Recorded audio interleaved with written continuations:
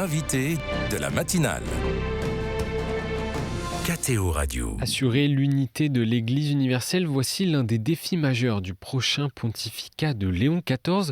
Comment maintenir la communion tout en redonnant aux églises particulières leur place face aux différences d'approche doctrinale et pastorale et face aux différences entre Église du Nord et Église du Sud également. Analyse ce matin de sœur Anne-Béatrice Faye. Bonjour. Bonjour, Maxa, merci. Merci à vous Merci. d'être avec nous, sœur Anne-Béatrice. Vous êtes originaire du Sénégal, vous êtes religieuse de l'Immaculée Conception de Castres et membre de l'Association des théologiens africains. On va revenir avec vous sur les attentes particulières des églises locales africaines, mais tout d'abord votre réaction à l'élection du pape Léon XIV. Tout d'abord, ma première réaction et ma première interrogation, pourquoi le nom Léon XIV?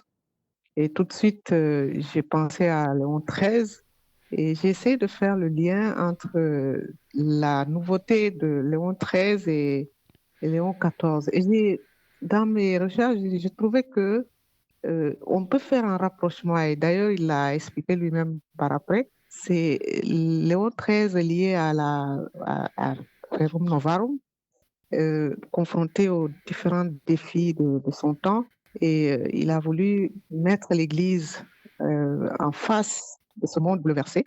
Et je me suis dit peut-être que c'est un peu ce que Léon XIV a voulu faire par rapport à son pontificat à l'avenir.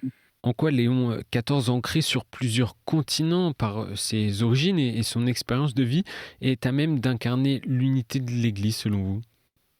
Je pense que c'est un peu le prolongement de ce que nous avons vécu au niveau du synode sur la synodalité, qui a beaucoup insisté sur la diversité des églises à l'intérieur de l'Église tout entière, la valorisation des églises particulières.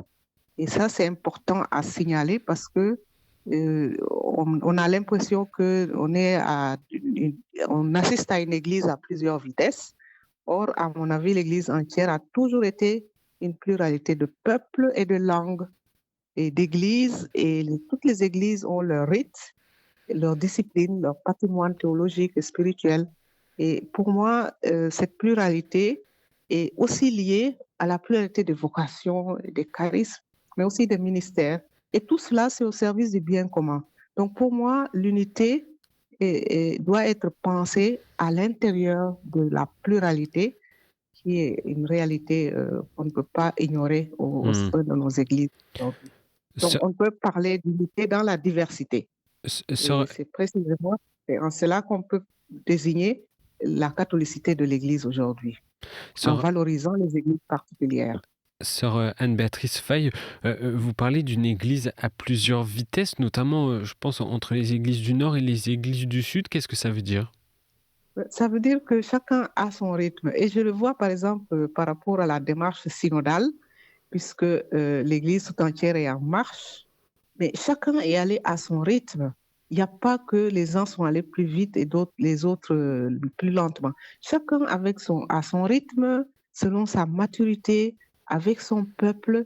Et c'est ça qui fait la richesse un peu de notre Église, il me semble. Et Léon XIV s'inscrit, à mon avis, dans cette dynamique-là par rapport à son expérience missionnaire. On sent que l'Église tout entière n'a pas le même rythme de cheminement au niveau pastoral, etc. Et pour moi, c'est une évidence. Et lui-même l'a dit, je marcherai avec vous en tant qu'Église unie, toujours en quête de paix et de justice. Et cela, nous pouvons le retenir très fort dans son discours au peuple de Dieu le soir. Selon vous, sur quel thème le prochain pape devra-t-il trancher des thèmes qui peuvent faire qui ne font pas forcément consensus?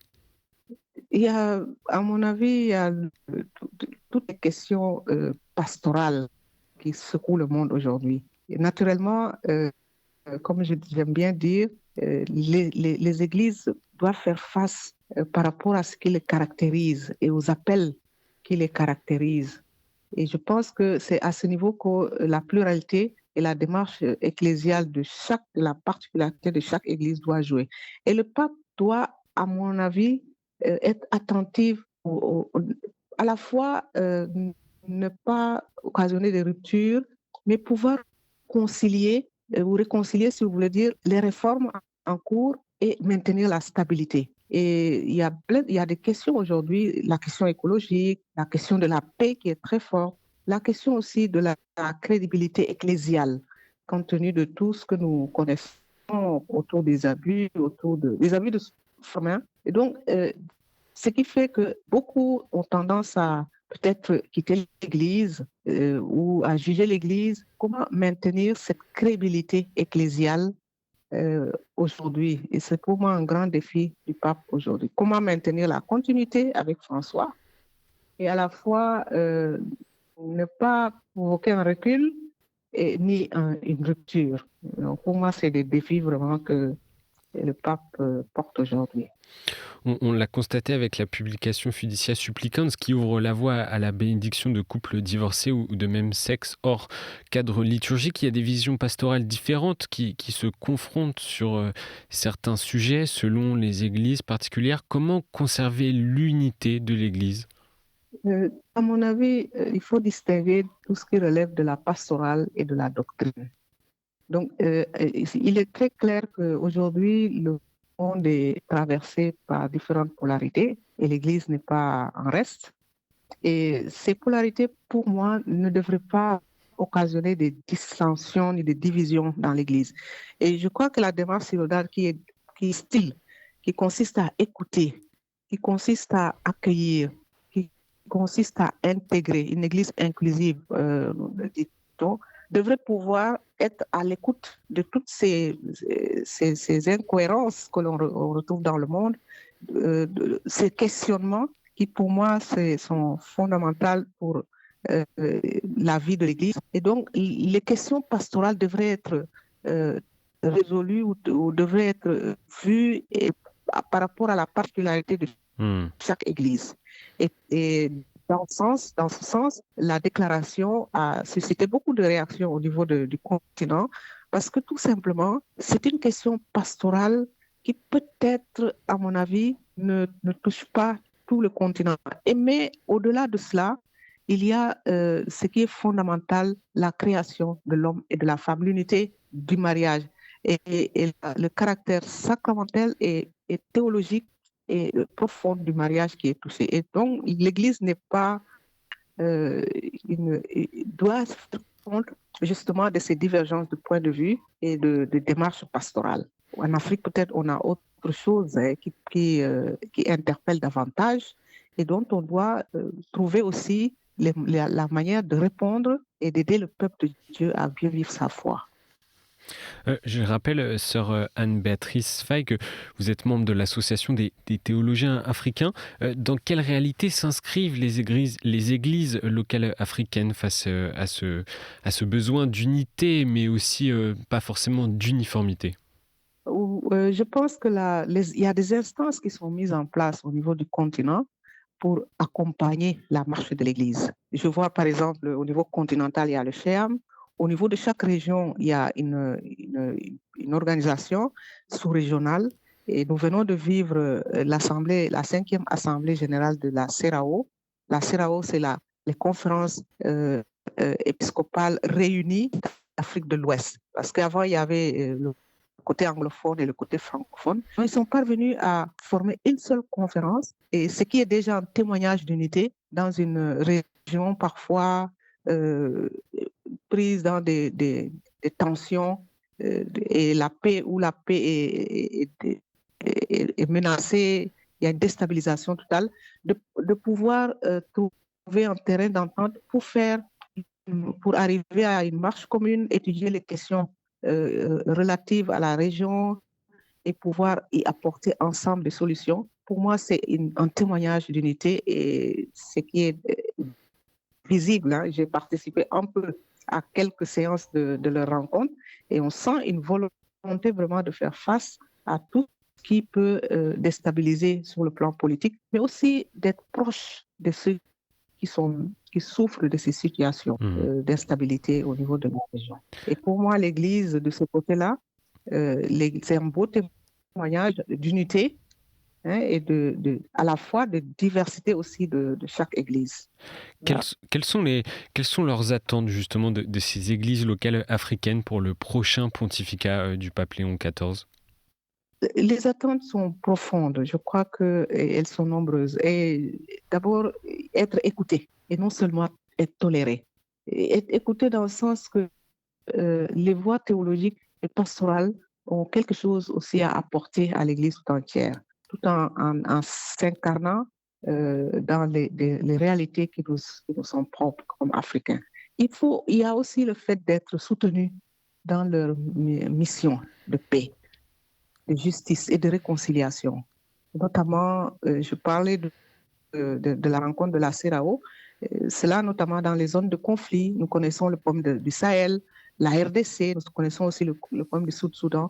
Et toutes ces réalités, je crois que l'Église d'Afrique attend de l'Église tout entière, du pontificat de Léon XIV, le soutien dans ce sens-là. Il y a aussi le soutien de l'autonomie ecclésiale au niveau des vocations, au niveau du leadership et surtout des finances. Je pense que le thème de la CEDEAO a été euh, beaucoup axé sur la question de l'autonomie, hein, une église autonome. Et je crois que ça couvre plusieurs dimensions. Comment l'Église, comment le pape peut accompagner justement ces églises dans leur réflexion et pour être plus enraciné dans la réalité pastorale de l'Afrique. Et en quelques mots pour conclure cette interview sur Anne-Béatrice Faye, à titre plus personnel, quel est votre souhait pour ce nouveau pontificat qui s'ouvre? Pour ce nouveau pontificat, je crois que mon souhait, c'est de pouvoir continuer ce qu'il a commencé et continuer dans ce qu'il est. On a beaucoup parlé et montré des images de son expérience missionnaire, de sa proximité avec les plus démunis, son humanité et de son humilité. Je pense que moi, personnellement, j'attends un pape proche du peuple, un pape qui est à l'écoute des besoins de notre temps et un pape aussi qui oriente l'Église sur le plan spirituel, sur le plan du discernement, sur le plan de l'écoute. Et on le sent quand on le regarde, pour ceux qui l'ont connu, d'après ce qu'ils disent, on sent vraiment un pape qui est, pour moi, à la fois qui incarne l'ouverture, mais aussi l'autorité. C'est-à-dire ni recul ni rupture, comme je dis. Il est vraiment l'homme qu'il faut pour notre temps. Et nous nous réjouissons beaucoup du choix fait en sa personne. Merci, sœur Anne-Béatrice Faye, pour votre analyse et votre regard sur ce pontificat qui s'ouvre et sur la question plus particulière de l'unité de l'Église universelle par rapport à ce nouveau pontificat. Je rappelle que vous êtes une religieuse sénégalaise, membre de l'Immaculée Conception de Castres et également membre de l'Association des théologiens africains. Encore merci d'avoir été avec nous ce matin. Merci beaucoup. Merci, c'est une joie pour moi. Merci et bonne journée.